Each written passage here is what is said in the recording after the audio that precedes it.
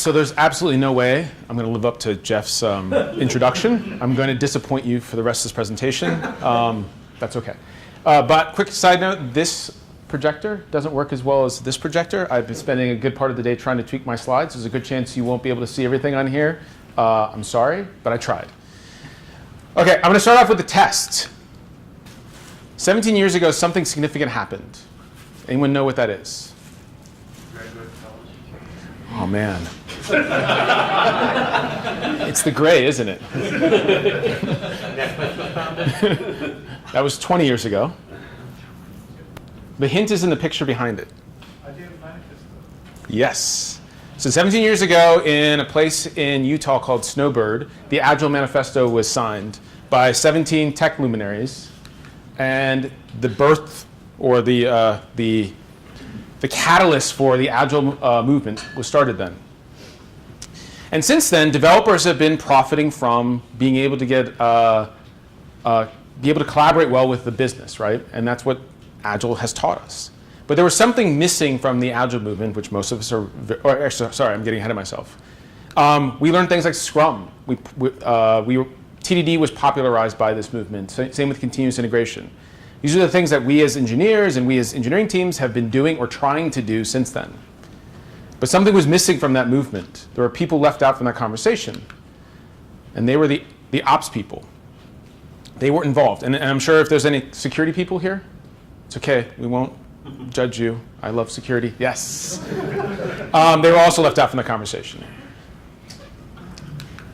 So I have a second test. Anyone know what happened 9 years ago? This one's harder. 10 deploys a day. Yes! Woo! John Allspaw and Paul Hammond gave this famous presentation at Velocity 2009 called 10 deploys a day, how dev and ops cooperation happened at Flickr. And many people will argue that there's different birthplaces of DevOps. I just like this one because it's just really cool to see like a presentation that creates a whole movement. In both cases, there were things that happened beforehand that contributed to this. XP happened before the Agile Manifesto. Of course, there were other events that happened before the DevOps movement. But I just really like this. And so since then, DevOps has been a thing. The Velocity conference used to be all about, was it performance? Web performance? Steve's been going since the dawn of time. Yeah. And it has since transformed to a web performance and a DevOps conference. And with the rise of DevOps, we all had to learn a whole bunch of other stuff. We had to learn about the cloud. We had to learn about microservices. We had to learn about this guy named Deming and Lean. Continuous delivery, like Jeff said. You have to read a whole book about it. Web scale was a thing, and we judged things that were not web scale. Containers, NoSQL, also because web scale. And you had to get good at telemetry and metrics. And so this was a lot for us to learn, but I'm sure most people are here saying, I want to learn and I want to get better at DevOps. And leaders in organizations, as we started rolling DevOps, probably imagined that a DevOps organization looks something like this. We have an orchestra. Maybe you can consider the violins in the orchestra the developers. CloudSec is the percussions.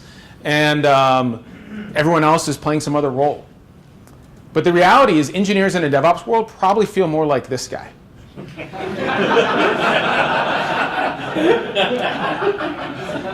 Raise your hand if you feel like this guy.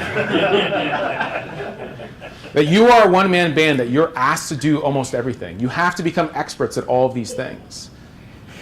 And I was going to make a joke in here about this being a full-stack engineer, but I decided that would come off the wrong way. I have nothing against full-stack engineers. And so are we asking too much of engineers in this DevOps world? And so that's kind of what I'm going to talk about today, about some of the challenges that we face at Netflix. And the title of this talk is Productivity Engineering. It was originally titled Scaling a DevOps Culture, but I think it's better Surviving DevOps. And I have this problem where I submit a talk with one title, and then by the time I deliver it, it has a different title. Just what happens. Okay. So 4 years ago, this is not a test. I left, as Jeff said, the East Coast and joined Netflix. And my expectations in going to Netflix was that I was going to be immersed in this pool of goodness, that I was going to be surrounded by amazing people, that this culture was going to be amazing, I was going to do nothing but learn, and every moment I'd be walking around going, wow, look at that, wow, look at that. That actually did happen, but what I was surprised with is what my boss said to me probably on the first day or the first couple days, which is, Mike, you have two priorities when you join Netflix. One is to move to California and get yourself comfortable and get your family here, which I was appreciated that she said that. And the second thing is learn as much as you can.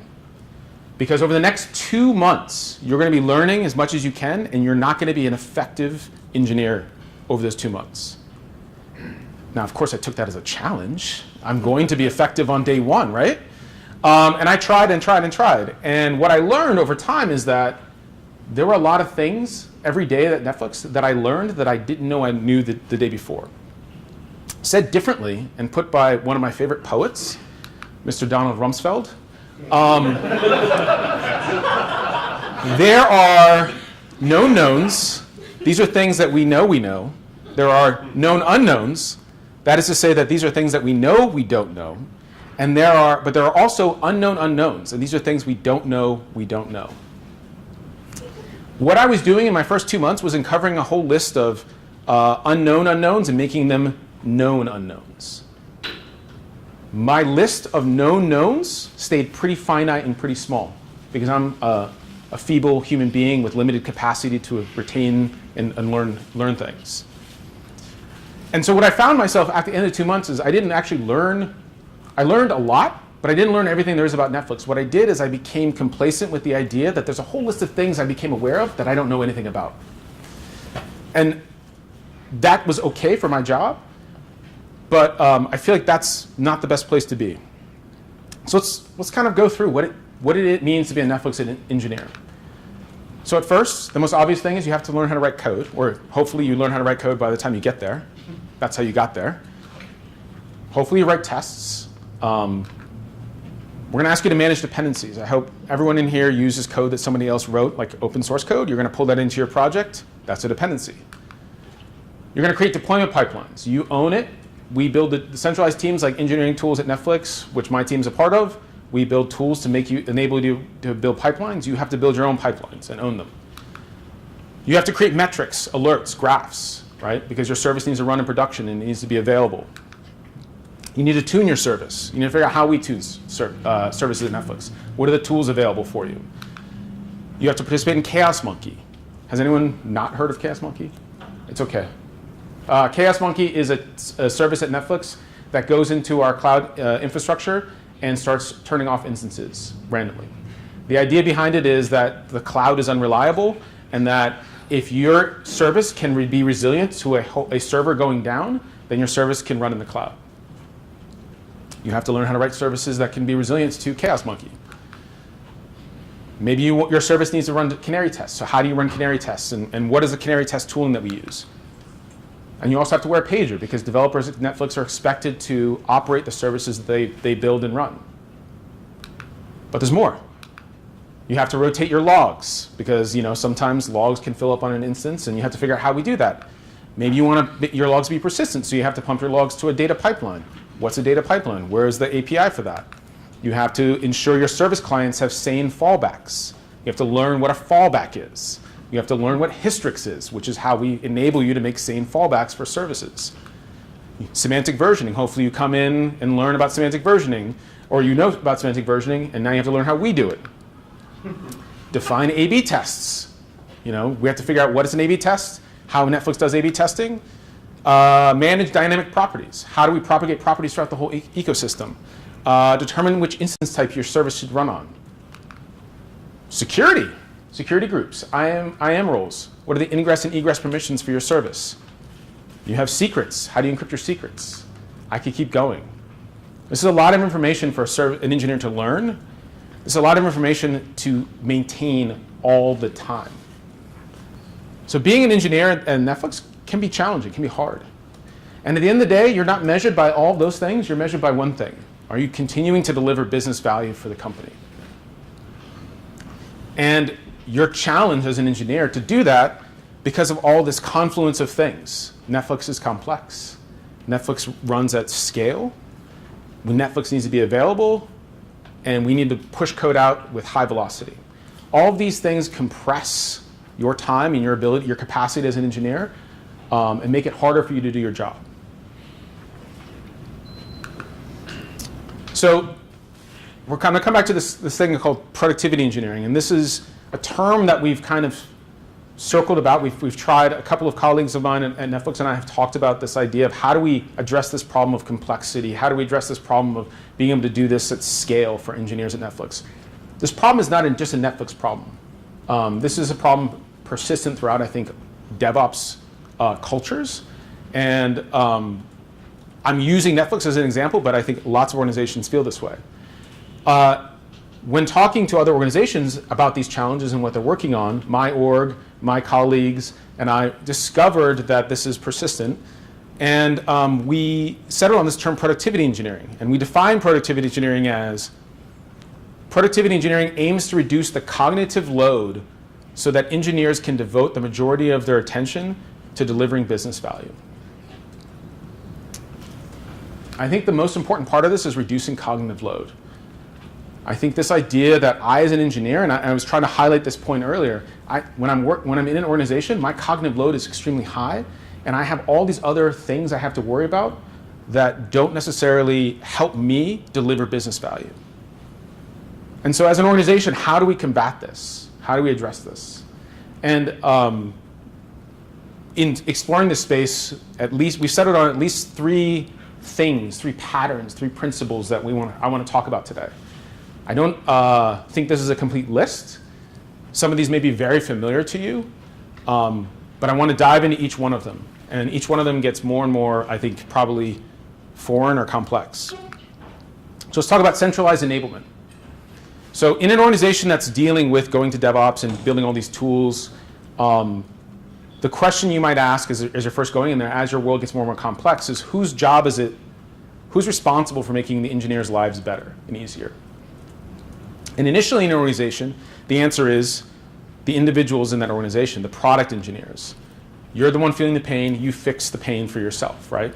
And if you've ever been in the position where your job is to write code on a service, and you're identifying all these problems, and the build is slow, these tests are slow, I need to do continuous integration, all these things, and you find yourself splitting your time, you're spread thin like peanut butter, right? This is a really delicious slide, by the way. You find yourself spread between trying to do product and delivering value, and as well as trying to improve how the team delivers code and how the team tests code. And you're probably not doing both of them well. You're maybe focusing more time on one or focusing more time on the other. And so at some point, the organization hopefully recognizes this, and they combat this with the idea of centralized teams. So I work on a centralized team at Netflix. The name of my team is Developer Productivity. That's the one that Jeff mentioned. And the reason I like this idea of centralized teams is and by the way, centralized teams is a little different than the idea of, I think, of a DevOps team. And I know that a DevOps team, there's people talking about how you shouldn't use the term DevOps or DevOps teams. Two patterns I've seen with DevOps teams is one, they're actually just a rebranding of an ops team, which doesn't really address the problem. And two, I'm using this as plural, centralized teams within your organization. Because I see that there's a difference between having a DevOps team that's responsible for all of the stuff that's related to delivering code, and having teams that are responsible for specific stuff, responsible for delivering and operating code in production. And I think this idea of teams really represents, the mere existence of teams represents an organizational-wide commitment to actually solving this problem. They're putting dollars behind it. They're saying that these 5 people or these 10 people are actually committed to solving this problem. We believe in it so much that we're actually willing to put dollars behind it. And so at Netflix, we have a bunch of centralized teams.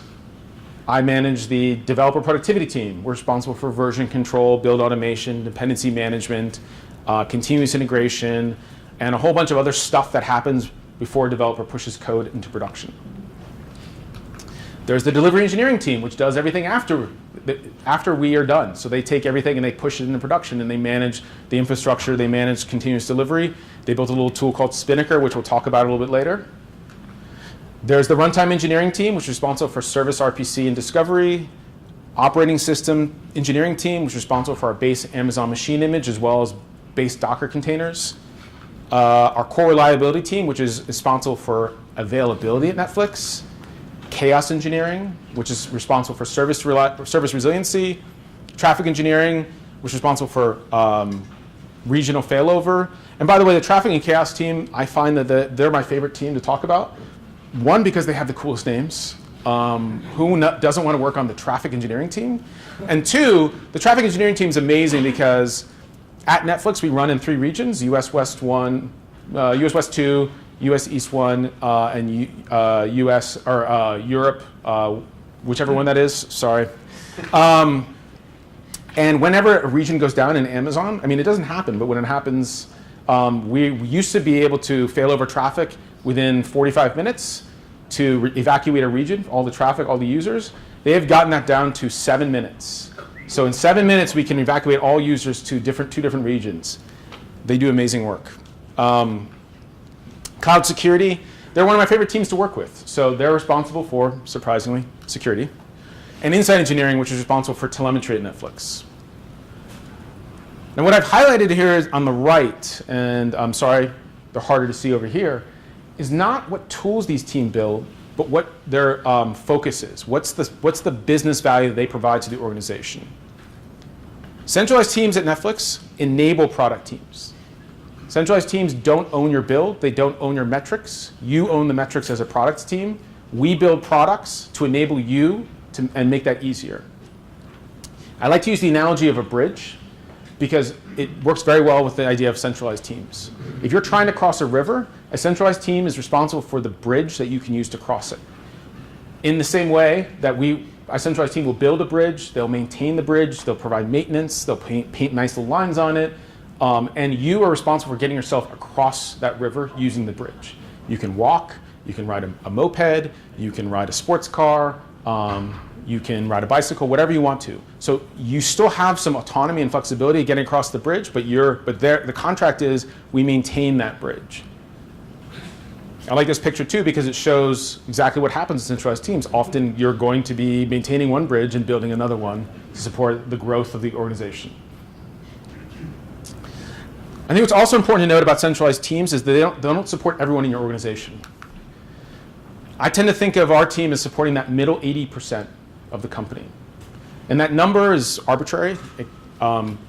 I don't know what the exact number is. But the way I like to think about it is there are teams at Netflix, potential customers of mine, that want to move faster than I want to move.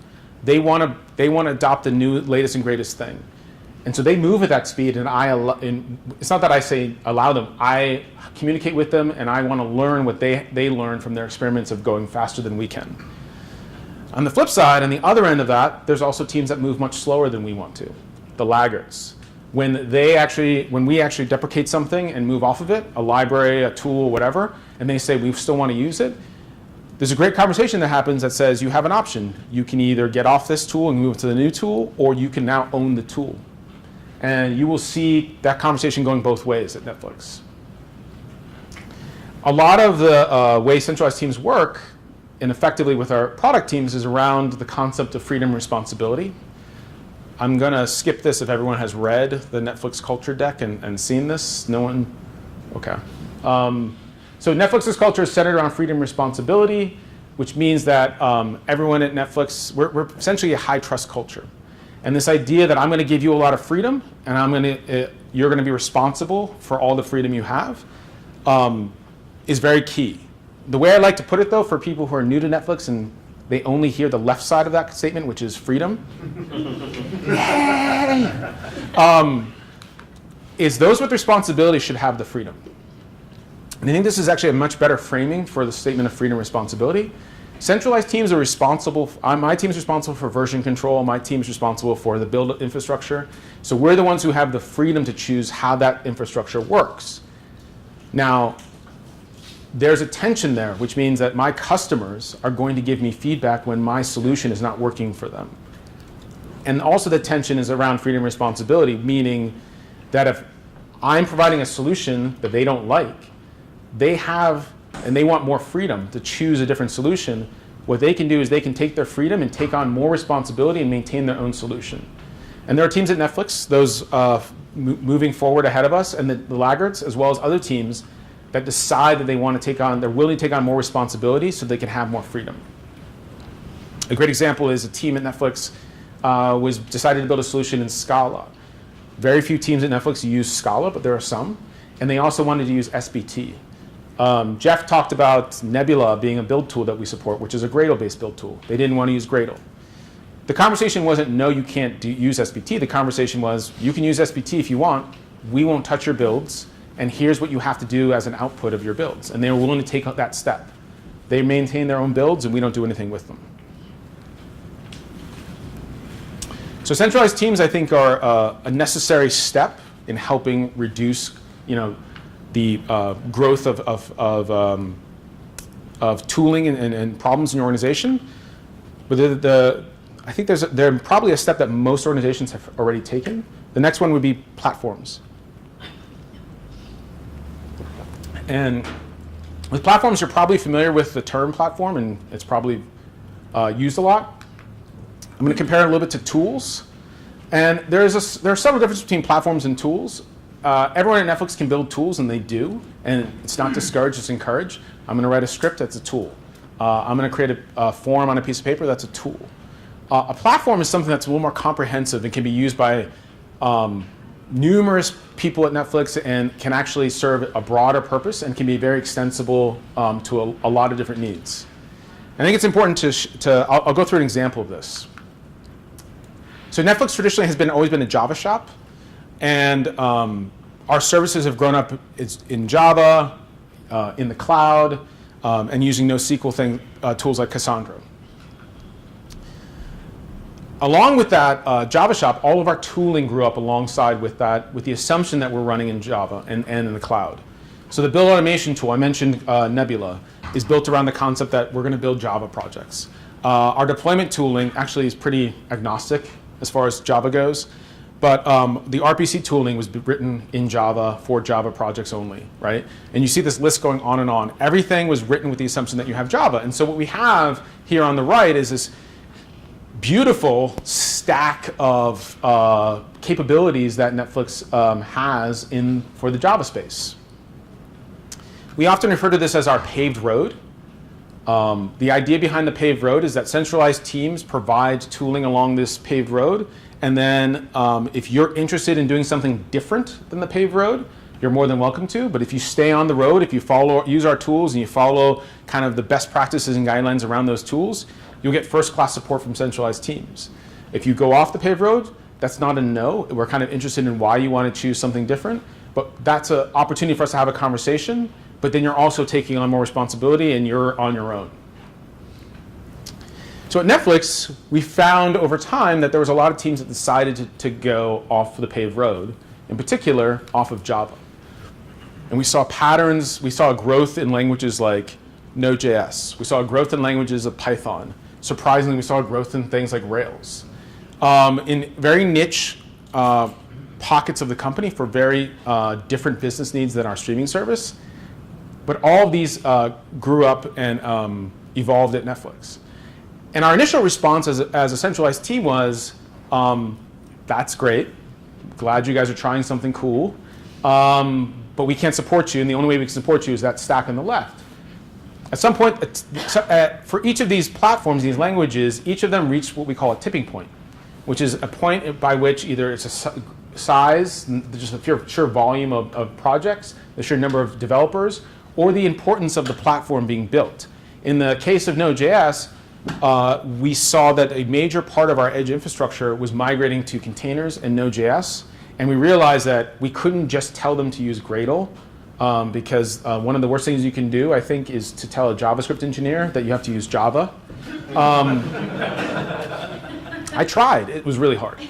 And same with Rails. As Netflix grows into content and we become a bigger distributor and owner of our own content, we want to also apply the lessons we learned of doing DVD and streaming, which is building great tools to help us grow. And the tool we chose to build our studio and our tooling in our studio to help us build new shows was Ruby on Rails. Very different need, not the same scale.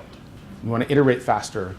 So as each of these projects, these languages hit a tipping point, we decided we had to invest. And it gave us an opportunity to go back and say the tool that we had built, which was Nebula, does not serve the purpose of the whole team or the whole company. And so we decided we wanted to start over again, and we built a tool called Newt. First off, Newt has the most adorable logo. I've been told, I don't play Pokemon, but I've been told it looks like a Charmander. But Newt is a command line tool written in Golang, and its goal is to be less opinionated and less than, say, Java was. It's a command line tool that really is good at understanding different language platforms. You can see that it doesn't care about your build tool. It doesn't care about your dependencies. It's going to care more about certain level of abstractions like packaging and other things. And it's going to allow you to work with the tool in a very language-specific way. And so Newt was built around this concept of abstractions. And so if I jump around between a Java project, a Node project, Python project, or Ruby project using Newt, the package command in Newt works the same way in all the languages. It allows me to jump around and use the same command through all these languages. Now, one of the differences is the Java package, how that's implemented and what it runs. It's going to run Gradle under the covers. It's probably going to run that inside of a container. It's going to then package up a Debian. For the Node.js app, it's going to probably run NPM or one of many other JavaScript build tools. Python is going to do something very different. It's going to create a virtual env. So what Newt package command is actually doing under the covers is very different than per language. But the abstraction is actually where it needs to be, that I can talk to someone and say, run Newt package, and they know exactly what to do. Newt was also built around this idea of extensibility. So as Newt being a platform, we decided to build in the idea that people can start contributing to Newt outside of our team, which is a fairly new idea at Netflix. You think, we have this robust belief in open source, and we open source a lot of tools. Internally, we don't have this robust open source culture. And so the team conceived this idea of app types within Newt. And so what you can think about is each of those 4 languages, Java, Python, Ruby, and JavaScript, are all different app types. And each app type has a certain level of what kind of commands it can run, what kind of Jenkins jobs you should set up when you create it, etc. And so this is in the background, and it's really hard to see, but that's okay, I'll talk about it, is me running Newt init into an empty directory, and it's telling me all the different app types I can create an app for. So I could run Newt init app type, one of these app types, like Java project, and it will spin up, it will ask me a couple questions, and it will create a source code directory in our Git repo, our Jenkins jobs, our Spinnaker pipelines, the app. It will create all the metrics and monitoring for the application, everything that it needs, and even server groups, everything it needs to have this app up and running in minutes. And so abstracted away, and so our team doesn't maintain the definition of that Java project. There's another team that defines what that Java project is, and they contribute the app type definition and maintain that, and then Newt becomes that platform. So we become more of operators of this platform, and teams will contribute these different app types. Each of these app types has various needs. Like the one at the top, Abacus, is a very niche app type for a very specific sub-team within Netflix. It's not universally applicable to everyone. And so Spinnaker is another example of a tool at Netflix that is built with this idea that it's not a tool, it's actually a platform. How many people here have used Spinnaker before? Okay, so I'll talk about it a little bit. So Spinnaker is our second generation of cloud deployment tool. If you've ever heard of Asgard, Spinnaker replaces Asgard.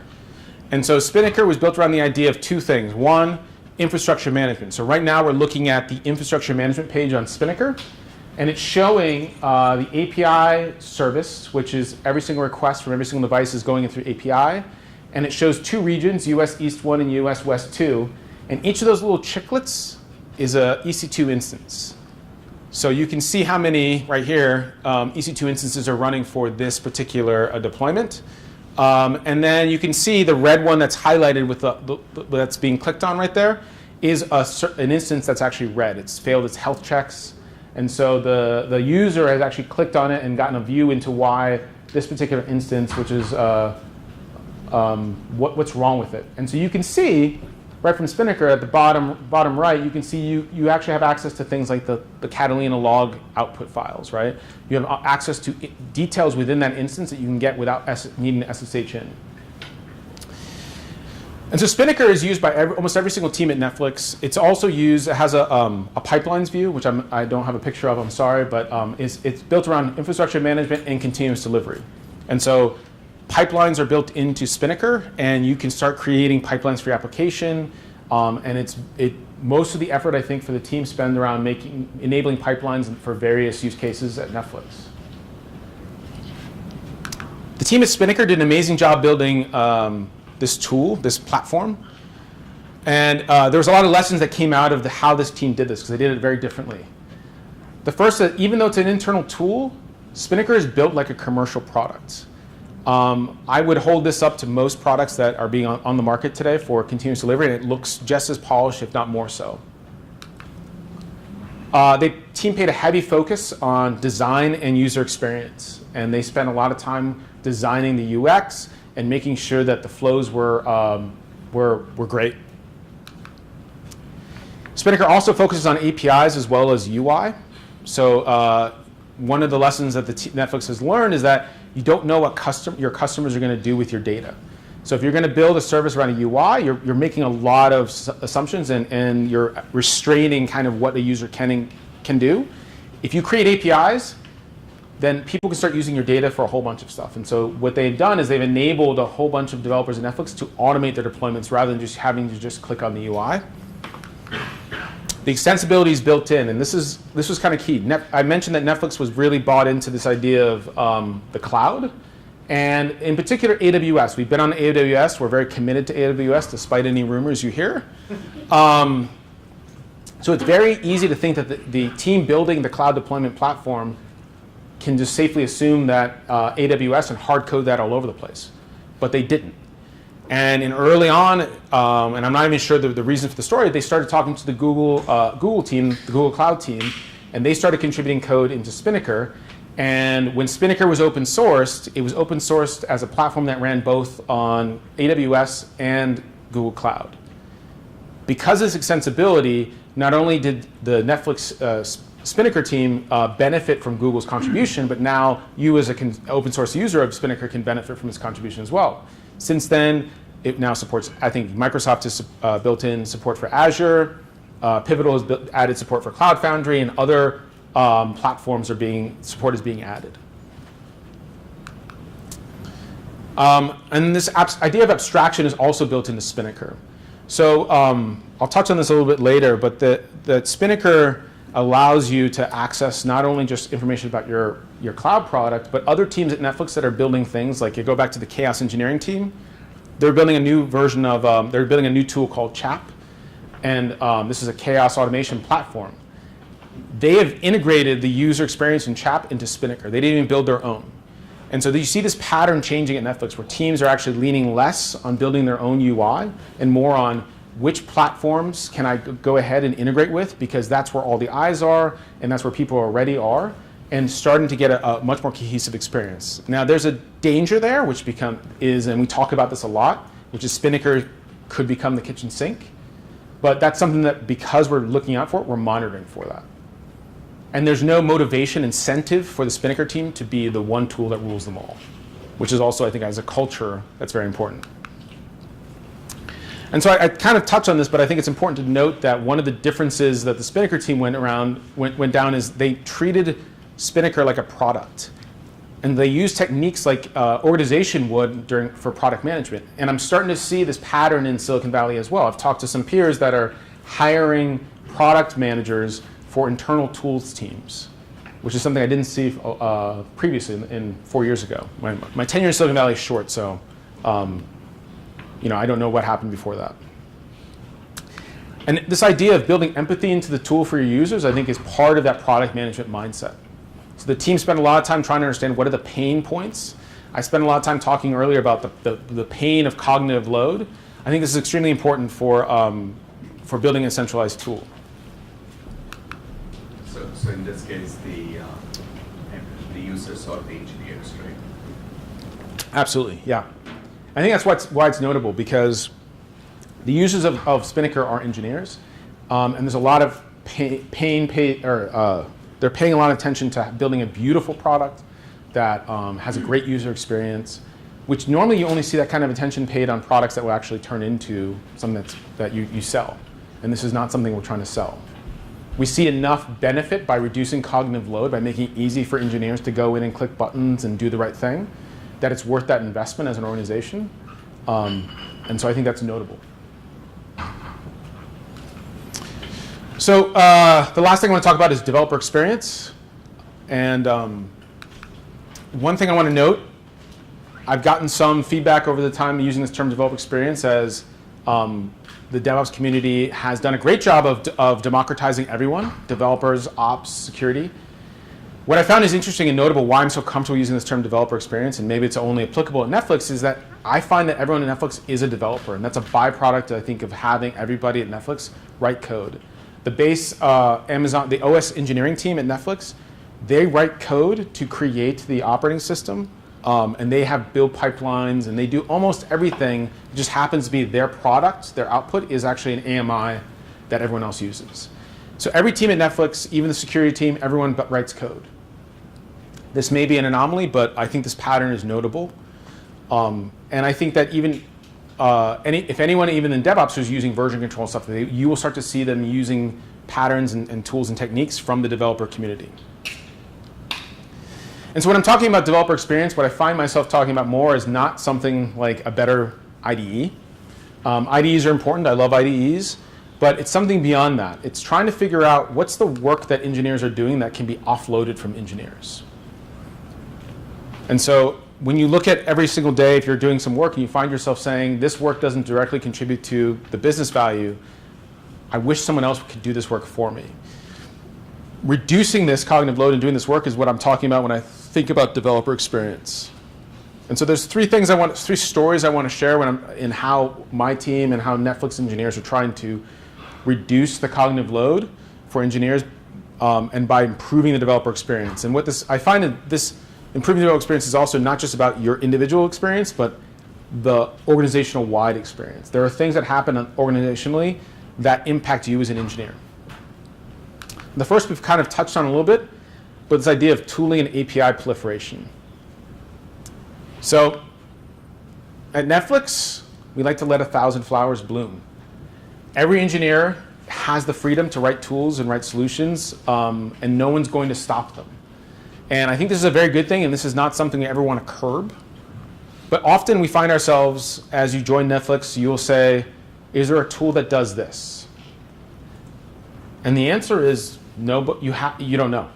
There's a chance that you happen to run into one person that knows that this other person built this tool that did this one thing that was really cool back in the day. But the answer is we don't really have a good way of telling, which code, is there a library or is there a tool that does this thing?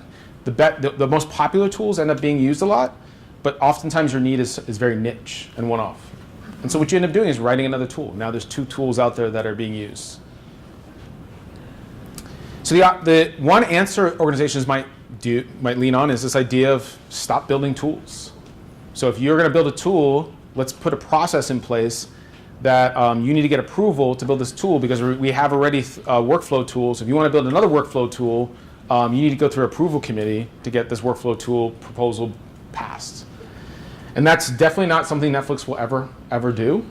In fact, we want to encourage people to actually continue doing more tool building. What we end up doing is we're starting to identify what we call centers of gravity. And these centers of gravities are, I've mentioned 2 of them already. Spinnaker and Newt happen to be 2 of these kind of centers of gravities that we're talking about. And these centers of gravities are platforms that exist, that people are already using, and that you as a tool builder should be encouraged to start integrating your tools into. This is not to say that more tools shouldn't be built, but the idea is that these are the places that you're going to invest most of your energy as an organization.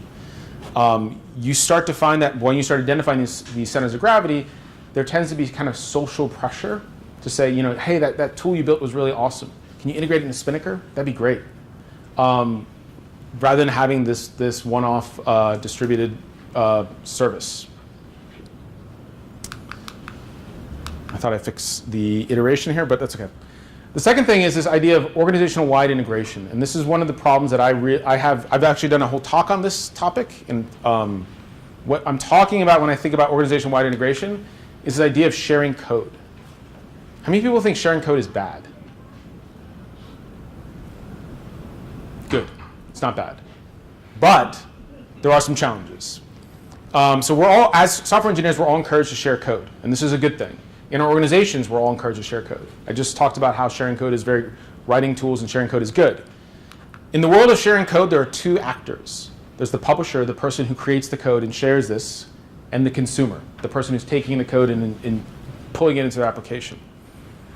There are problems that impact both of these publishers and consumers. For publishers, I might be able to ask the question, who's consuming my library? This feels like a pretty easy question to answer. But the problem is when I publish a jar into, say, something like Artifactory, I get no signal as to who's downloading that jar and who's picking it up and where that's running. And then also, what's interesting, the who on this is actually sometimes very challenging as well. Who owns this application that's running out over here? Who's using this library, this API inside of my library? So now I maybe somehow figured out, cobbled together a solution to who's using this library, but which APIs are they using? Who will I break if I change my API? I think this is probably the most challenging. Like, I don't know who I'm going to break. And this actually gets very complex when you start talking about things like transitive dependencies and how that impacts your APIs, et cetera. But these are very challenging and deep problems for publishers at Netflix, and probably in your organization as well. And consumers don't have it really much easier. So I mentioned this one problem, which is there code available that solves the problem I'm trying to solve? It's really hard to solve that problem. Which versions of this library is safe? Probably have a grammar error there, but the point I'm trying to make is someone's releasing a library, and maybe they're releasing once a version every week, and maybe they're doing an amazing job at semantic versioning. But is the 3.62 version better than the 4.1 version? Maybe. Maybe the 4.1 version isn't production ready. Semantic versioning isn't a good enough tool to allow us to make that determination. I think my view on semantic versioning is it's as good as the moment when somebody released that code, because something happens after that. It's my expectation of what I think this version should be. But if there's a security vulnerability, that semantic version now is out the window. So there's not really an easy way for me to figure out which one I should be consuming. Why did I get this particular version? This one speaks a lot to dependency resolution, conflict resolution inside of almost every single dependency tool that you use, whether it's for the OS, whether it's for your Java build, whether it's what's the Ruby one? I heard Bundler. Yeah, or gems, yes. All of them are trying to resolve dependencies because libraries tend to have transitive dependencies, and they're trying to figure out a solution to the diamond dependency problem. And often they choose a solution that is, for lack of a better term, confounding to the user. How often should I get the latest version? So if I've chosen, going back to the previous two questions, which version of the library is safe, I want to ask the question, how often should I get the latest version? Because I don't know which one, how often the team releases, and how do I get that signal? So to answer these questions at Netflix, we tried to solve some of these problems. So we built some tools. We built a tool that determined ownerships of Git repos. It turned out this was easy until it became hard.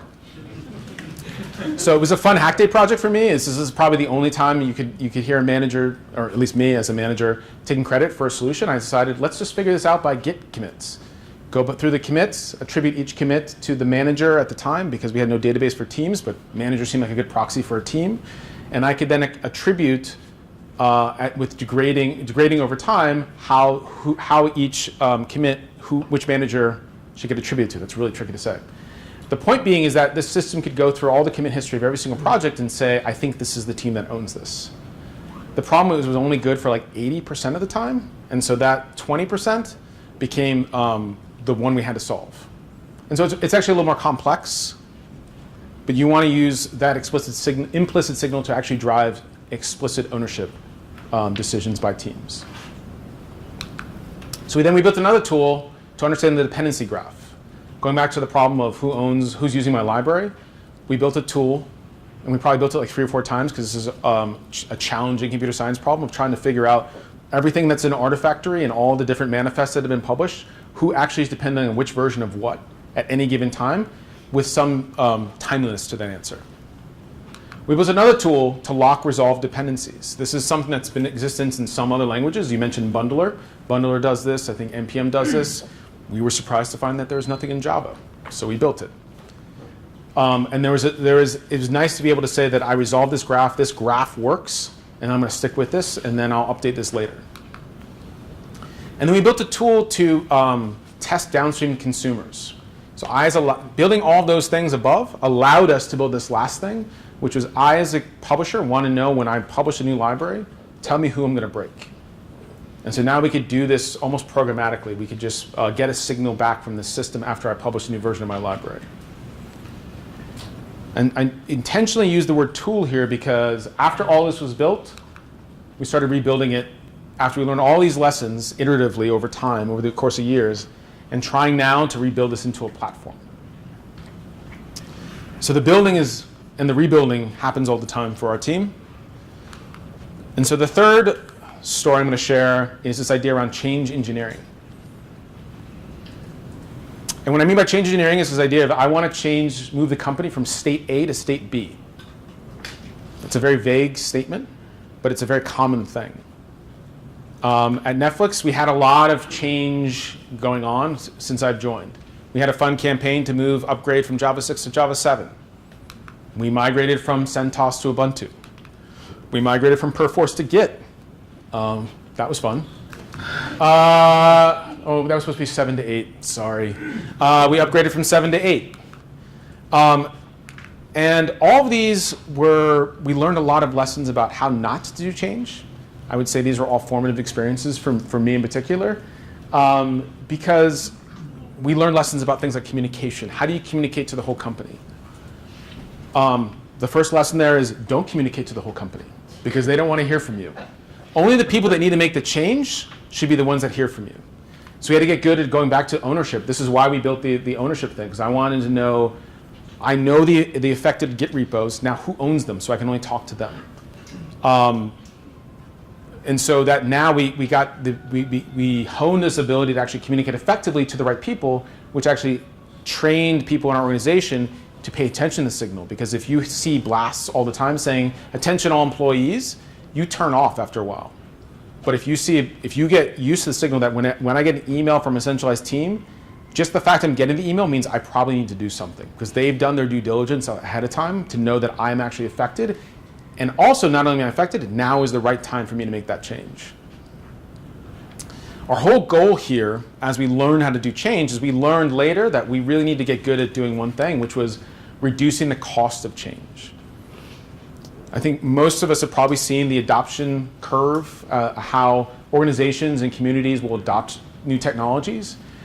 You can definitely map the adoption curve at Netflix as these changes rolled out. If you go back to this, I can tell you exactly which teams on every single one of these were the ones that said we're the last ones to go over the line and we're very comfortable with this.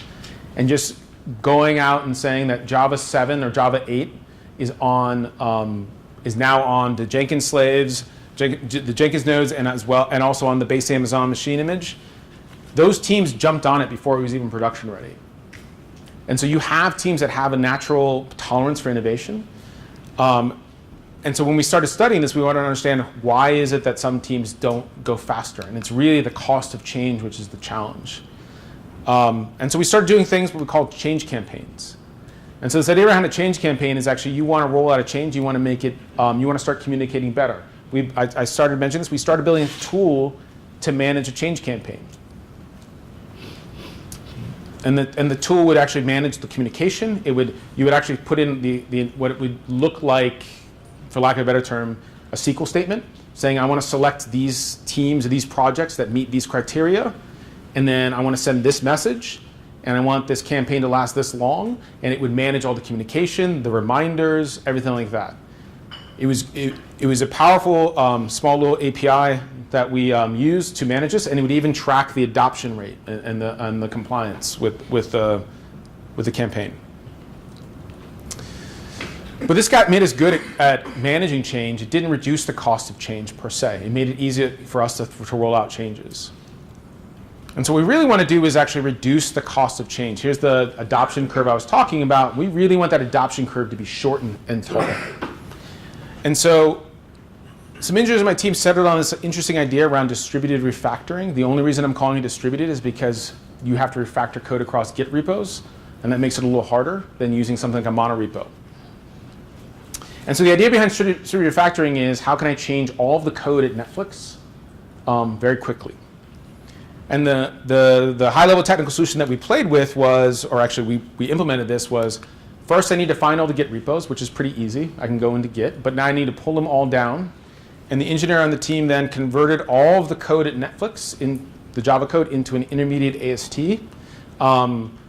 This engineer was pretty savvy. He wrote his own Java AST that would be style preserving, because the idea is you want to convert it to the AST and then you want to convert it back at the end. Then you have to find all the calls. And in this case, I'm using the example of a logging library. We did a campaign to remove a logging library from Netflix. And he wanted to find all the various call points in the code. And you can imagine with a library how much variety, how many lines of code that call a library, how much variety there is in maybe, say, 3,000 Git repos. And so the variety was massive. So he had to account for almost every single different call. And he had to transform that call to use the new library. So imagine every single import statement, he had to figure out how to do that. And at the end of all that, he issued pull requests en masse to every single project in the company. And at the end of that, after those pull requests were issued, he did a smart thing, which is he automated testing for every single pull request. And the nice part about that last step is it allowed the team to look at this pull request and then have confidence to see that the build actually passed. Now, it took him a long time to get to this place where it took him months to build all the tooling and be confident in it. But if one engineer, it takes you 3 months to actually build all this tooling to get to a place where you can refactor the whole code base for every single project in the company, it's probably worth that effort. So this idea around distributed refactoring is something we will continue to lean on. We built different variations on the solution into our code base. Another example that you could probably play with is in Nebula. There's a tool called Gradle Lint. Gradle Lint is a plugin that we started off building. It's actually the predecessor to this idea. But what it does is it scans your Git repo and looks for rules, violations. Scans your Gradle build file and looks for violations of your Gradle build from what we think is standard. What we found is that we can actually do a lot of refactoring in that Gradle build as well. So you could run, at the end of your build, it says, these are the warnings. And then you could run fix Gradle Lint, and it will just fix your Gradle build for you, which allows people in one command and high confidence to actually update their changes rather than just saying, warning, you have to go look up this doc and do it yourself. This idea of reducing change is key. So when we talk about productivity engineering, centralized enablement is key. Look for centralized teams. Focus on building platforms that are abstract and extensible. And then really try to address the developer experience, not just on an IDE, but across the whole organization. Think about all that organization-wide cognitive load. And so that's it. Any questions? So with Netflix, you mentioned the idea of centralized teams and having that freedom and responsibility. And I'm currently in a consulting role where I have a very capable, effective team, but we don't necessarily have the support of centralized teams. So my question is, do you think that idea of the freedom and responsibility and centralizing certain responsibilities, does that scale down to individual people? Or do you think that you kind of need team support in those scenarios? I'm actually thinking about, there's a few individuals back there that when I worked at Excel, we all worked on a project together, and I found that at some point I was no longer writing code for the product, and they will probably attest to that, and I was doing all of the infrastructure, testing, continuous integration stuff. We were a team of 4, and I was 1/4 of the engineering team, maybe 1/3, I don't know. But it seemed to work. They will probably tell you how much they hated me. That's okay. I'm comfortable with that. Any other? How do you tap into your market? How do you understand the user experience of your market, which is all the engineers do? Yeah, that's a hard one. So the cognitive load, there is a disconnect between what we experience and what our customers experience. And so there's no easy way to do this. We've done a couple of things. One of the things I thought was most valuable was we provide a suite of tools. We expect our users to use these tools in certain ways. I walked in saying they probably don't use them that way. And so what we did is we set up interviews with various teams. And the ask of these teams was, save one commit for us. We're going to come in, we're going to sit on your machine, we're going to run QuickTime Player, record what you're doing, and we're just going to watch. And what we'd like you to do is take a commit and go all the way to production. And that blew our mind. Because we were like, why are you doing, we didn't ask even in the moment, we're just like, keep going, that's great. Oh, that's interesting. Tell us more about that. It was really hard not to be like, oh my God, why are you doing that? But and so these were all recorded, and so we went back and watched them, and we were like, this is amazing. We didn't know this was even a problem. We didn't even know about this use case. And so I think that probably is, and that's a product management, I think, approach. I don't even know the name of it. I'm definitely not a product management expert. Sounds like usability test. Yeah. But it was amazing how valuable that was. And all they had to do was do what they do every single day. The other thing is Netflix is big on feedback. So if something's painful, you will hear about it. And you will hear about it, and you will hear about it. And so I think that's a very good thing. It's not contentious, it's not yelling, it's like, hey, this is really painful, and I think it'd be great if you guys solve this problem. How do you go about finding a product person for your tools teams? It seems like it's a very different skill set from a product person for a product. Yeah, I'll let you know when we figure that out. Okay. So we don't actually have that many product people. I think that's the interesting thing. I talked to some colleagues at Facebook, and they're going through this right now where they're starting to hire product people internally. We have not started that process. For lack of a better term, it's me who's becoming the product manager. And I'll tell you right now, I'm a terrible product manager. But you will find that each team does something different. The Spinnaker team, for instance, was very lucky. They had a UI designer that also was very adept at product management. I was lucky I had also a UI engineer at one point that was very adept at product management.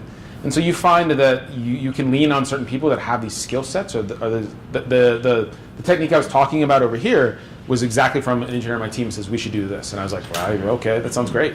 Let's do that. How can I help you?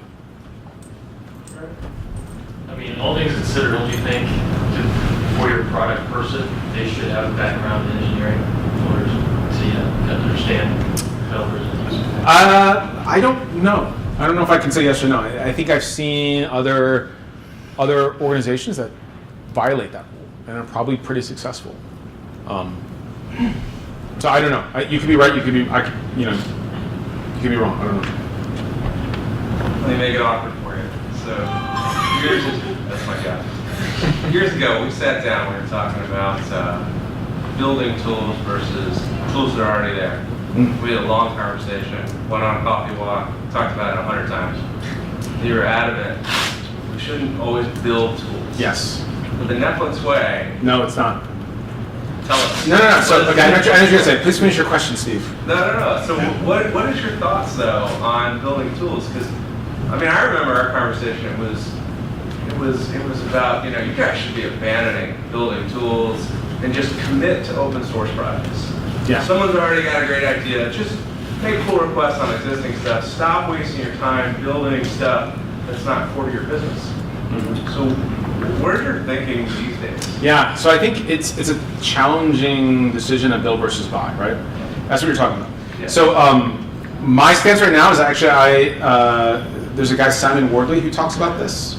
He has a great presentation, a few presentations from OSCON about the idea of using a build versus buy and when you should do those things. It's really deep, and I can't really get into too much of that, but I think that my team has a healthy balance between build versus buy. In fact, I would argue that Netflix leans on the buy more than the build. If you think about the fact that we don't run our own data center, that we buy a data center from AWS, we are very comfortable saying that's their expertise, that's not core to our business, we will buy that expertise. My team, version control system, we did not write our own version control system. We are using Atlassian Stash, we're using Jira, we're using Jenkins, we're using Artifactor. All those things work well and scale. They are, sure, not perfect, and they don't always work.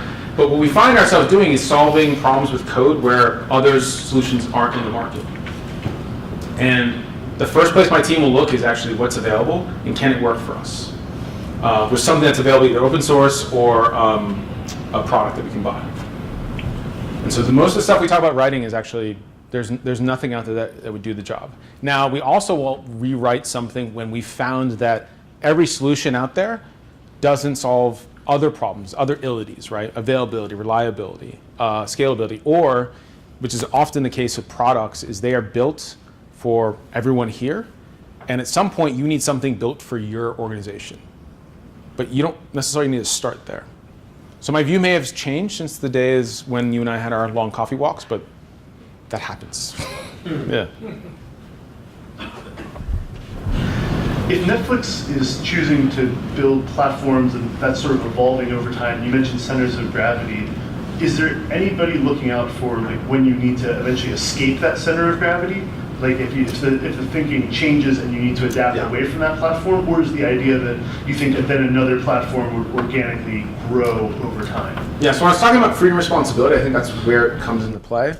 I like to think about like my products, I hope are the best ones out there, but I think what ends up happening because my customers actually do have a choice, it's a choice with a cost, but they have a choice to go off and build their own thing or use somebody else's. What ends up happening is it's almost like this free market economy is created inside, and I actually have some economic pressure to make sure that I'm making my customers happy and I'm giving them a product that's at low cost, which in this case might be cognitive load or productivity, because otherwise they'll run away. And so there is a little pressure there to make my customers happy. I know Netflix is growing very fast, so maybe it's not a big problem, but how do you prevent over-engineering? Like doing stuff way beyond what's required, and how do you kind of guard against it?